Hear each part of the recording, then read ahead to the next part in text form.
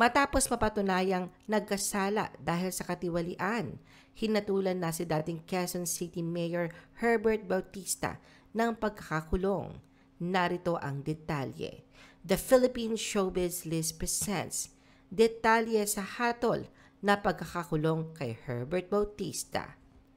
Herbert faced graft charges over 57 million pesos worth of projects.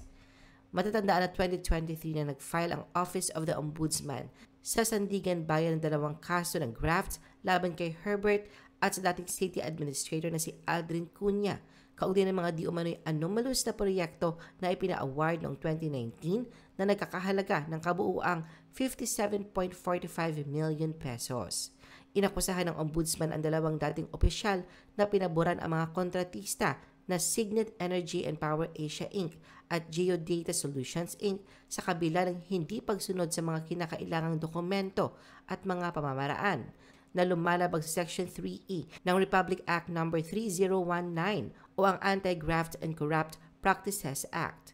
Inaprubahan ang mga kontrata ng mga kumpanyang ito noong June 27, 2019 o 3 araw bago magtapos ang termino ni Herbert bilang mayor. Sa unang kaso ng graft, inakusahan sina Herbert at dating city administrator na inaprubahan ang kontrata na nagkakahalaga ng 25.34 million pesos na pabor sa Signet para sa pag-install ng solar power at waterproofing systems ng Civic Center Building F.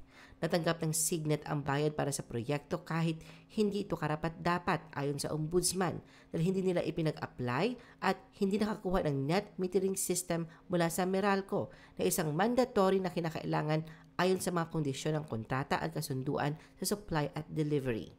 Samantala, ang isa pang kaso ng graft ay kaugnay ng 32.2 million pesos na kontrata na ipinagkaloob sa Geodata para sa pagbili ng isang online occupational permitting and tracking system. Pinunto ng mga investigador ang mga anomalyang ito sa kontrata dahil wala itong legal na basihan sa anyo ng appropriation ordinance mula sa sangguniang panglungsod. Napansin din nila na hindi kompleto ang pagsasagawa ng proyekto. Ang Quezon City Legal Department ang nag-file ng reklamo kaugnay ng Signet, habang ang Quezon City Internal Audit Service naman ang nag-file sa kaso ng Geodata. Inirekomenda ng ombudsman ang piyansang 90,000 pesos para sa bawat kaso ng graft para sa bawat akusado na agad namang napiyansahan. Naglingkod si Herbert ng 3 termino bilang mayor mula taong 2010 bago siya mawala ng karapatan noong 2019. Sandigan rejected Herbert's plea to dismiss graft rap. Nang basahan ng sakdal noong 2023, sinabi ni Herbert na politically motivated ang kasong inihain laban sa kanya. Inialay nga raw niya ang kanyang sarili sa Quezon City sa loob ng 34 years at pagkatapos dahil ang anya sa politika, ito ang kinaharap niya. Sa kinasangkot ng mga kaso, mariing sinabi ni Herbert na siya ay hindi bahagi ng anumang sabuatan upang magsagawa ng graft at sinabing hindi maaaring patunayan ang di umano'y sabuatan batay sa katotohanan siya ay pumasok sa isang kontrata. Noong April 2023, tinanggihan ng Sandigan Bayan ang mosyon ni Herbert na maghain ng demurrer to evidence, nagsasabing ang mga katotohanang inilatag sa information kung hypothetically aaminin ay magpapatibay sa mga mahahalagang elemento ng kasong isinampa. Tinanggihan din ng Anti-Graft Court ang mosyon na ibasura na isinampa ni Herbert noong June 2023, nagsasabing ang hindi kompletong mga dokumento sa pre-trial ay hindi sapat na dahilan upang ibasura ang kaso. At noong nakaraang taon, ibinasura ng Sandigan Bayan ang kahilingan ni Herbert at Aldrin Cunha na ibasura ang kasong graft na isinampa laban sa kanila. Ito ay isa niyang graft case, kaugnay ng anomalous na 32 million pesos online occupational permitting and tracking system project. Sa isang resolusyon na ipinahayag noong March 8, 2024, tinanggihan ng 7th Division ng Anti-Graft Court ang mga mosyon ng dalawang akusado na maghain ng demurrer to evidence. Ang demurrer ay magbibigay sana ng pagkakataon kay Herbert at Aldrin na hilingin ang pagbasura ng kasong graft nang hindi isinusumiti ang kanilang depensa, kundi batay lamang sa di umano'y kahinaan ng mga ebidensyang ipinakita laban sa kanila ng ombudsman. Binanggit ng korte na nakakapagpresenta ang mga piskal ng estado ng 36 dokumentaryong ebidensya na kinikilala at tinitistigo ng 27 na saksi upang suportahan ang mga paratang na binigyan ng hindi nararapat na pabor ang Geodata Solutions Inc. ng mga dating opisyal ng Quezon City na nakasama ang lokal na pamahalaan sa mga hindi tamang transaksyon.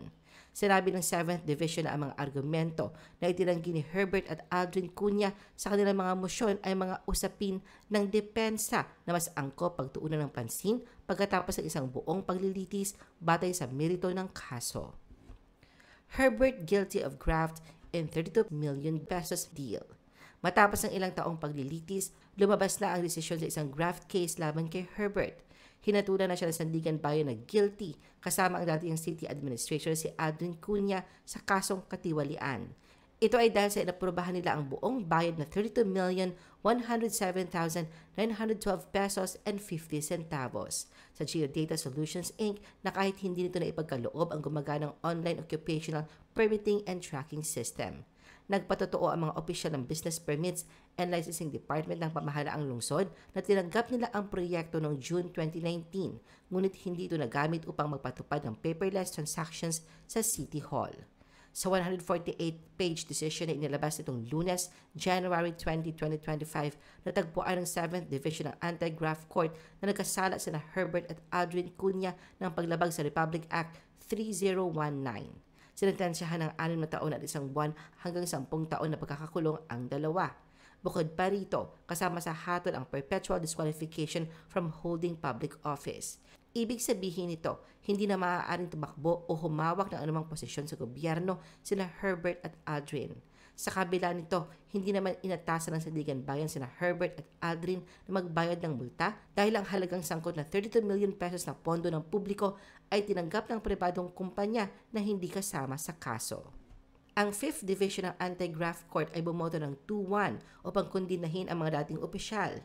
Ang desisyon ay isinulat ni Associate Justice at Division Chairperson Maria Teresa Dolores Gomez Estuesta, may pagsang-ayon ni Associate Justice Saldi Trespeses. Ayon sa mga testigo, hindi kayang ibigay ng kinatawan ng Geodata ang isang simpleng web address na dapat sana ay tinutukoy ng mga gumagamit. Nalaman ng Information Technology Development Department ng lungsod na may mga sira ang hardware at aplikasyon at hindi ito gumana nang ipinakita ng kinatawan ng Geodata sa isang demonstration. Ang sistema ay naging functional lamang 3 taon pagkatapos noong 2022 matapos makuha ng city government ang isa pang IT company upang ayusin ito. Nangyari ito sa administrasyon ni Mayor Joy Belmonte. Sina Herbert at Aldrin ay kinasuhan sa parehong taon ng insidenteng ito. Ayon sa desisyon ng korte, sa simula ang mga dokumentaryo at testimonya na isinagawang ebidensya ng prosekusyon ay buong suportado sa katotohanang hindi maaaring ituring na kumpleto ang paghahatid ng mga aplikasyon ng Geodata.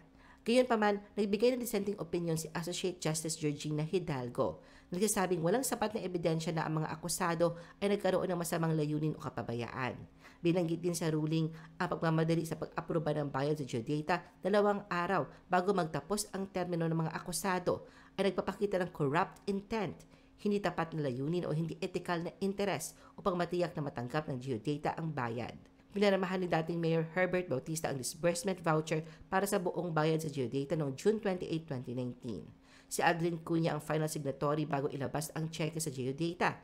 Nagtapos ang kanilang termino sa opisina noong June 30, 2019. Samantala, matapos lumabas ang desisyon ng Sandigan Bayan, naglabas din ng pahayag ang kampo ni Herbert. Ayon sa kanyang legal counsel, ikinalulungkot at ikinadismaya nila ang naging hatol ng korte sa kanilang papanirang aligasyon na hindi naman daw totoo. Pinaniniwalaan nila na inosente si Herbert sa mga maling paratang laban sa kanya at giniit na walang ibinulsang anumang pondo ng gobyerno. Itinatanggi nila na may nagawang krimen ito at itinuturing nilang may kalabuan ang desisyon ng korte dahil mayroong botong 2 pabor at 1 laban. Ayon sa kanila, ang mga ebidensya ng magkabilang panig ay hindi sapat upang patunayan ang pagkakasala ng dating alkalde.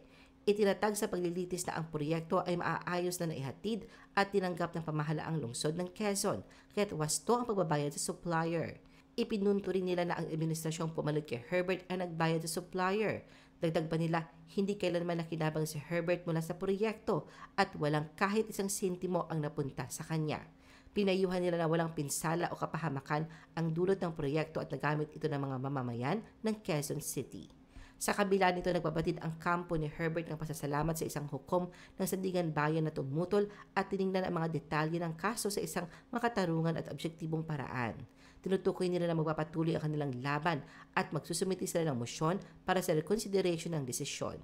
Umaasa ang kampo ni Herbert na muling susuriin ng mga justices sa Sandigan Bayan lahat ng mga ebidensyang kanilang ipinakita sa paglilitis na nagpapatunay na inosente ang kanilang kliyente laban sa mga maling paratang na isinampa laban sa kanya. Another graft case awaits decision. Bukod sa hatol sa pagkakakulong kay Herbert, inaabangan naman ang desisyon sa hiwalay na kasong graft laban sa kanya at kay Aldrin Cunha sa harap ng 3rd Division sa Sandigan Bayan kaugnay ng 25.34 million pesos na bayad sa Signet Energy and Power Asia Inc. para sa isang solar power system. Habang wala pang desisyon na ipinalabas sa kasong ito, ang dating city administrator ay nasuspende ng 90 days noong April 2024 mula sa kanyang posisyon bilang Executive Vice President ng National Defense College of the Philippines.